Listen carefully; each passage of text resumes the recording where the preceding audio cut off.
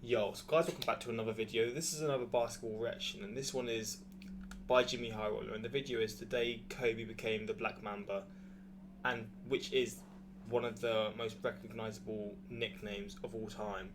I was gonna do this video a very long time ago, but obviously with everything that happened, I never felt right sort of posting and sort of posting a video on Kobe, like when sort of after the awful tragedy happened. I wanted to wait a long time. I mean, I did the sort of the tribute video because people really wanted that.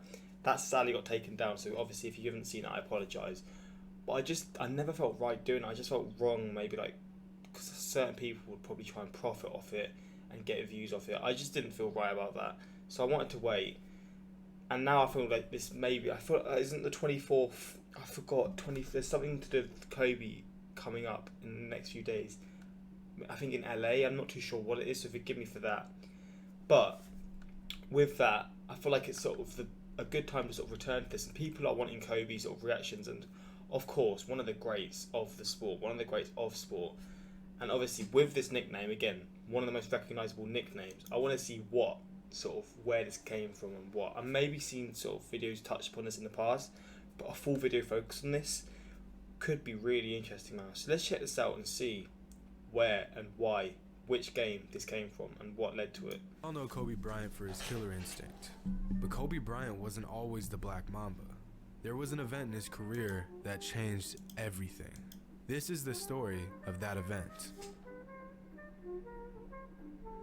What's up everybody, it's Jimmy, and before we get into today's video, shout out to Anthony Bennett fan page on Instagram. Not much debate here. I think we all know Anthony Bennett was the best hooper to touch a basketball. Show some respect to the man that paved the way for greats like MJ, Magic, and LeBron, and go follow the only active Anthony Bennett fan page on Instagram. Now back to today's video. When you think of Kobe Bryant, you think of this: a stone cold killer, no regard for his opponent. And as basketball fans, we love this about Kobe. The guy guarding him, not so much. Now, if you watch the early 2000s Lakers, you know they were about as dominant as it gets, and as good as they were as a team, it was basically the Shaq and Kobe show. Now you see, it was the Shaq and Kobe show, not the Kobe and Shaq. My computer's got really loud. Scared the hell. Because at the time, this was Shaq's team. During the Lakers three-peat, Shaq was quite literally unstoppable. He didn't really have a rival. There was no Shaq stopper. Well, other than the free throw line. In that 3-year span, Shaq won a regular season MVP, 3 finals MVPs, and led the Lakers to 3 consecutive championship victories. And this would remain the theme for the early 2000s Lakers. That is until Kobe had a game that would change his entire outlook on the game of basketball. See, Kobe wasn't always the face of the Lakers. He entered the league as a 17-year-old, but didn't start until he was 20, and didn't lead the team in scoring until he was 24. Now don't get me wrong, Kobe has always been Kobe, but in this particular moment in time, Kobe Bryant became the Black Mamba.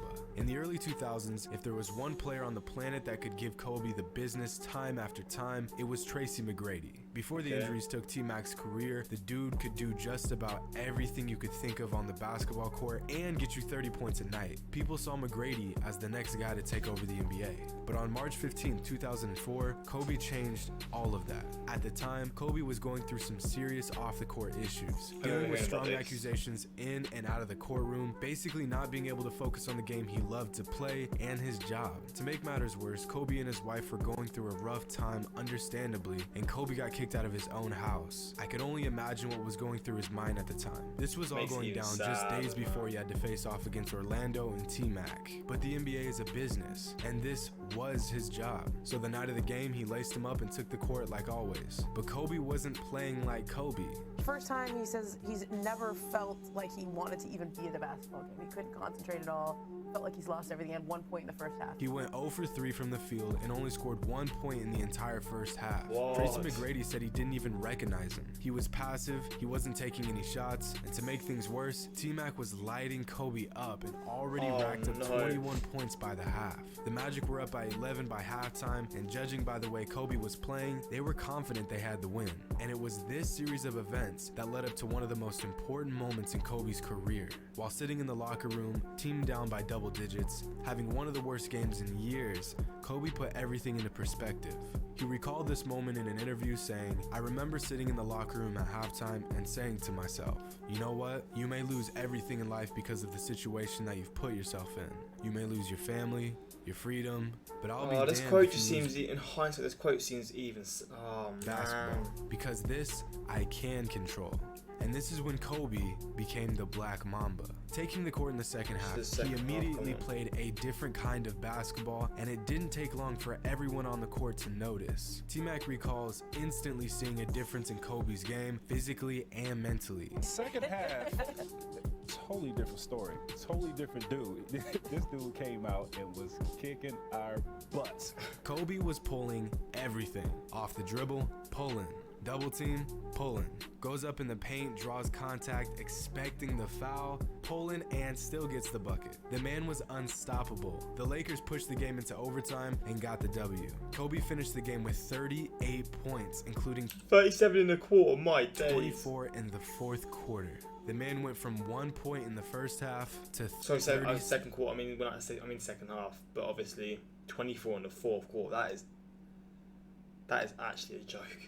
That's on average. Obviously, that's not going to happen. But that's on average 96 points a game. That is ridiculous. 7 in the second half.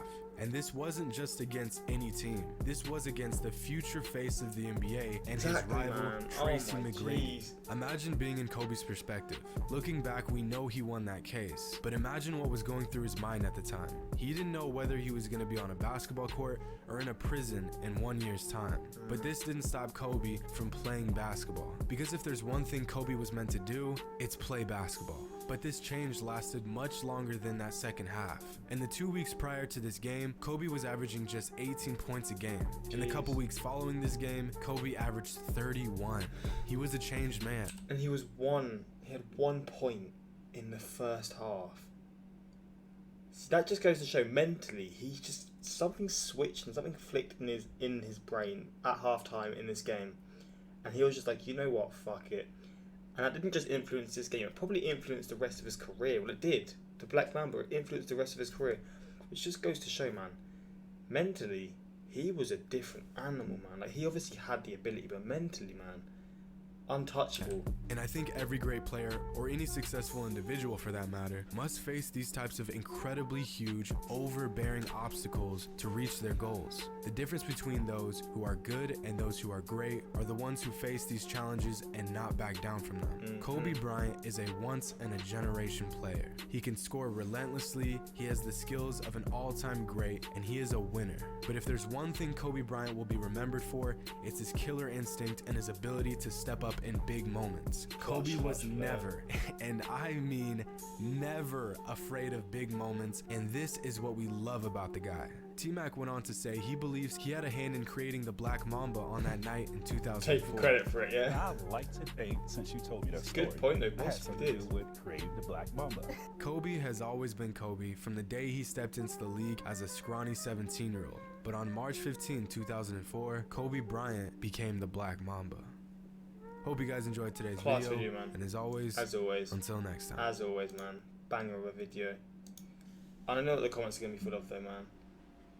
There was no Shaq stopper except the free throw line. Yao Ming is in the chat. I was thinking of Yao Ming. I genuinely was in the back of my mind because of Jimmy's past videos of like how Yao Ming just pretty much stopped Shaq in many occasions. I can't be the only one watching anything I see about Kobe right now. May he and Gigi's soul rest in peace. They got with God now, man. When I saw those quotes in this video, I was just thinking about that. Who else is watching after his past? Rest in paradise and the man with his daughter. Man, it just makes it so much worse. Seeing all these things in hindsight. I thought this was going to be a video of Kobe's birth. Wait, what? Of Kobe's birth? What the fuck does that even mean? How he became the... What a stupid comment. Kobe's birth, what come from a snake, for God's sake. But yeah, man. This is obviously like it's good to sort of reminisce and see like what how he sort of became one of the greats. And it's crazy how it happened within half time, like within 15 minutes, you just get this time to yourself, and just again like a switch in his brain just switched, and like, oh, he just flipped a switch in his brain, and yeah, man, just created an absolute monster. And it's crazy how, because I feel like this was sort of to get away from his off the court issues, which makes sense. It's crazy how this led to him being one of the best players of all time. Like, he was already a top player, but as he was saying, like, there's a difference between the good players and the great players. And yeah, this was the difference, man. He just managed to sort of turn himself into a demon, turn himself to an absolute warrior, man. Yeah, it worked out, obviously. He's regarded as one of the best. Of course, rest in peace, Kobe, man. Still crazy that obviously what happened. It's just still like so fresh in the memory, etc. But like, you've got to try and like live in these memories in the best sort of possible mindset, and just be able to appreciate what he did, because he was a great athlete, insane sportsman, one of the best of all time for sure. And yeah, hopefully you guys enjoyed. If you want any more Kobe videos, let me know what you'd like to see, because I'm down to do some, man. I definitely need to look more into his career. I did want to take a little break from like obviously the awful tragedy, and it's been like a relatively long time now. So I feel like it's a better time to do so, especially with what's coming up. I think it's on the 24th. I don't know what it is, but again, I think it's in California, like it's like a special day for Kobe. Forgive me if I'm wrong with that, but yeah, hopefully you guys enjoyed. Until next time, like, subscribe, peace.